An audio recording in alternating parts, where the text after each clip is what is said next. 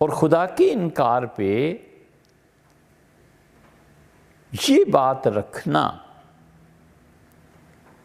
کہ اللہ محض خیر ہے، در حقیقت خدا کا تصور جو وہ پیش کرتے ہیں اور پھر اس سے بڑھ کر انکار کرتے ہیں، ہمارا اور ان کا مقدمہ، ہم جو روایت پرست اور خدا کے ماننے والے ہیں، اس میں بعض اقدار مشترک ہیں، ہم بھی مانتے ہیں وہ بھی مانتے ہیں، اور جہاں پر پہنچ کر اختلاف پیدا ہوتا ہے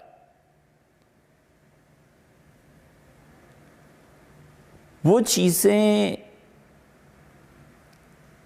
2 یا 3 آپ سے عرض کرتے ہیں، اور بھی خدا کے انکار پر مبنی کل تہذیب یہ کہتی ہے کہ اگر کوئی خدا ہے اور تم مانتے ہو کہ وہ علیم ہے تو ہم کہتے ہیں بالکل ٹھیک ہے، فرق یہ ہے کہ ہم کہتے ہیں خدا ہے اور علیم ہے۔ اللہ تعالیٰ کی صفات کا مسئلہ ہے، اور باری تعالیٰ کی صفات پہ بات کرنا کوئی بچوں کا کھیل نہیں۔ اللہ کی ذات اور صفات، ان کو ماننا عقیدے کا حصہ ہی نہیں، عقیدے کی جڑ ہے، بنیاد ہے۔ اس سے کوئی شخص خدا کی صفت کا انکار کرے گا تو کفر ہے۔ ہم میں اور ان میں یہ بات مشترک ہے کہ ہم کہتے ہیں اللہ عالم کل ہے، خدا کی بہت بڑی صفات میں سے علم ہے۔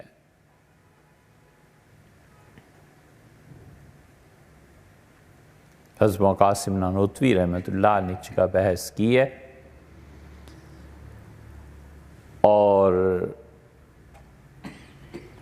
حضرت رحمۃ اللہ علیہ کی کتابیں آسانی سے سمجھ میں آنے والی نہیں ہیں۔ ہمارے استاد تھے قاری رشید صاحب رحمۃ اللہ علیہ، ہم جانی شاہ میں ان کی مسجد تھی لاہور میں، شام کو جا کر حضرت کی کتابیں ان سے سبقاً پڑھیں کہ کہنا کیا چاہتے ہیں۔ وہاں حضرت نے ایک جگہ لکھا ہے کہ اللہ کی صفت علم اس کی قدرت سے زیادہ ہے، زیادہ سے مراد بڑھ کے، زیادہ سے مراد علم سب سے پہلے ہے۔ اسی لیے اللہ تعالیٰ بار بار قرآن کریم میں کہتا ہے کہ علیم ہے، انزلہ بعلمہ، اللہ نے اس قرآن کو نازل کیا اپنے علم کے ساتھ۔ اس کا علم جب اس نے اس کائنات کو پیدا کیا تھا اس دن بھی وہی تھا جو آج ہے، اور اس دن بھی وہ ہوگا جب قیامت آئے گی۔ خدا کا علم تدریجاً نہیں ہے کہ اسے پتہ ہی نہیں ہے کہ 2050 میں کیا ہوگا، اسے اس وقت بھی پتا تھا جب زمانہ پیدا نہیں ہوا تھا۔ یہ ہم میں اور ان میں مشترک ہے، جو خدا کو اگر مانتے ہیں، اور جو بالکل منکر ہیں وہ کہتے ہیں خدا ہی نہیں ہے تو صفات کی کیا بات کرتے۔ یہ ساری کائنات فزکس پہ چل رہی ہے، یہ تو اب تصورات پچھلے شاید 50 برس میں پیدا ہوئے ہوں گے کہ میٹا فزکس بھی کوئی چیز ہے، وہ کرنا تو اس سے پچھلی صدیاں فزکس پہ ہی، اصولوں پہ، کیمسٹری پہ چلتی رہی۔ اور اللہ کی دوسری صفت جو ہم میں اور ان میں مشترک ہے وہ قدرت ہے۔ وہ کہتے ہیں خدا قادر ہے، ہم کہتے ہیں بالکل خدا کی قدرت بھی کامل ہے۔ خدا کا علم، قدرت،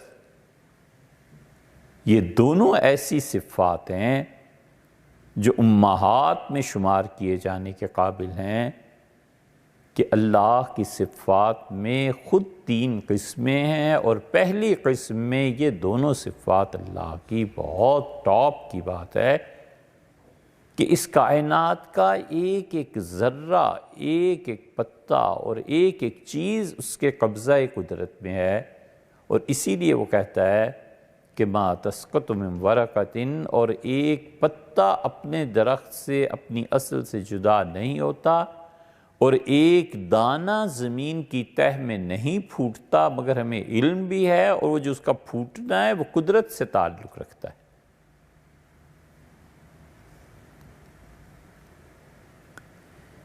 اس علم اور قدرت کے بعد خدا کی تیسری صفت وہ کہتے ہیں، یہاں سے آگے پھر جھگڑا شروع ہوتا ہے، وہ کہتے ہیں کہ خدا رحمان ہے، رحیم ہے، مہربان ہے، بخشنے والا ہے، اور یہ خدا کا نامکمل تعارف یہاں آ کر چھوڑ دیتے ہیں، اور کہتے ہیں حدیث میں بھی یہ آیا ہے، قرآن میں بھی یہ آیا ہے، اور خدا بہت مہربان ہے۔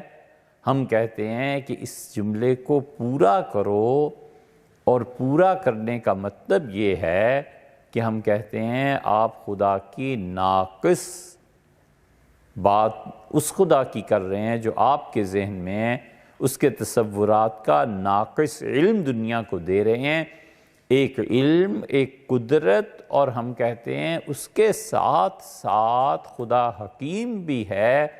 علم اور قدرت جب جمع ہوتی ہیں تو حکمت پیدا ہوتی ہے۔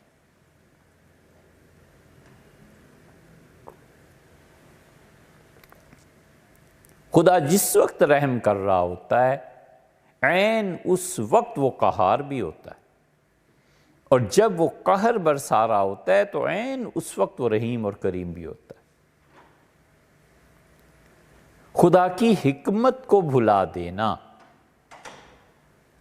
یہ وہ چیز ہے جس کی بنیاد پر پھر انکار آگے آتا ہے، اور وہ خدا کی حکمت کا ذکر نہیں کرتے، حکیم نہیں مانتے، ناقص تصور اللہ کی صفات کا دے کے پھر آگے چل پڑتے ہیں کہ وہ خیر محض ہے، رحمان ہے۔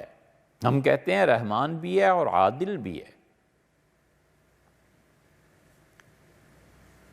اس کے کام حکمت کے تحت۔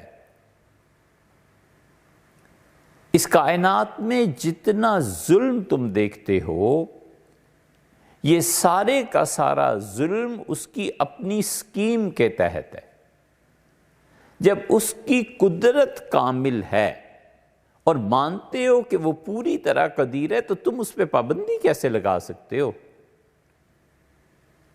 علی الاطلاق ایبسلوٹلی وہ ہر چیز پر قدرت رکھتا ہے۔ انسان اٹھے اور اس پر پابندی لگائے کہ اس کی موت کیوں واقع ہو گئی، اور اس کے ہاں اولاد کیوں ہو گئی، اور پیسے کی تقسیم میں آپ نے یہ کیا کیا، اور ظالموں کو پیسہ دے دیا اور ہمیں کچھ نہیں دیا، اور اس بم دھماکے میں اتنے مر گئے، اور یہ ہو گیا اور وہ ہو گیا، اور اس جنگ میں اتنے چلے گئے۔ خدا کہاں ہے؟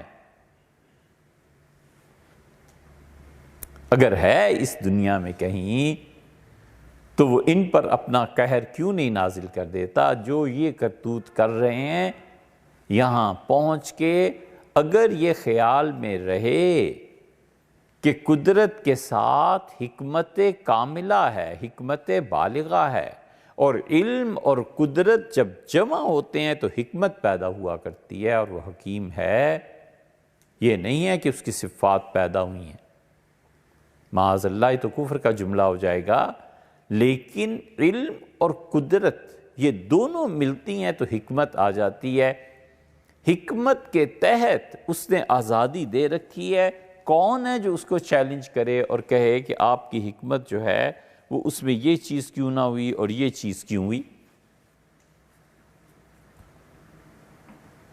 حکمت۔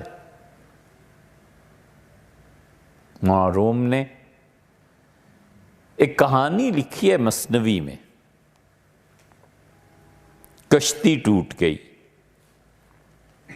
بچہ جو تھا ماں مر گئی اور وہ تختے پہ تھا، اور بہت بھیانک منظر مولانا نے قائم کیا ہے، اور کہانی سنائی ہے کہ یہ بظاہر سب ظلم ہو رہا تھا کہ بڑی امید اور مراد سے بچہ کہیں آیا دنیا میں، اور سیلاب آیا اور کشتی کے ٹکڑے ٹکڑے ہو گئے اور ماں مر گئی، اور بچہ جو تھا وہ تختے پہ آ گیا، اور وہ تختہ تیرتا ہوا کہیں کنارے لگا، اور ہرنی آئی اور اس نے دودھ پلایا۔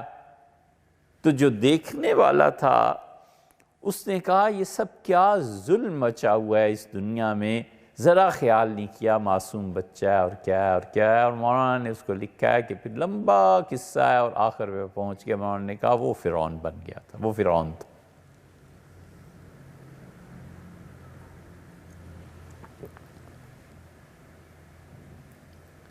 یہ وہ فرعون نہیں ہے جو حضرت موسیٰ علیہ السلام کا معاملہ ہے۔ فرعون سے مراد مولانا کی وہ آدمی ہے جس میں فرعونیت پائی جاتی ہے۔ ایک پرائم منسٹر ہے، وہ کہتا ہے میں تو چائے بیچا کرتا تھا۔ اب اس کی ساری زندگی کو اگر ایک مووی میں لے آئیں کہ یہ چائے بیچنے والا بچہ دنیا میں سب سے زیادہ جمہوریت کے دعوے کرنے ممالک میں سے ایک ملک کا یہ وزیر اعظم بن گیا ہے، تو یہ حکمت خداوندی ہے، قدرت ہے اس کو حاصل کہ اس نے چائے فروش کے اس ٹھیے سے اٹھایا اور جا کر وزیر اعظم بنا دیا، اور اس کے علم میں جو کچھ کے ہو رہا ہے اور کوئی نہیں ہے جو اس پہ پابندی لگا سکے۔ اس لیے اللہ کی صفات میں سے حکمت کو نکال دینا یہ انکار خداوندی پہ، انکار خدا پر مشتمل فلسفے کا توڑ ہے۔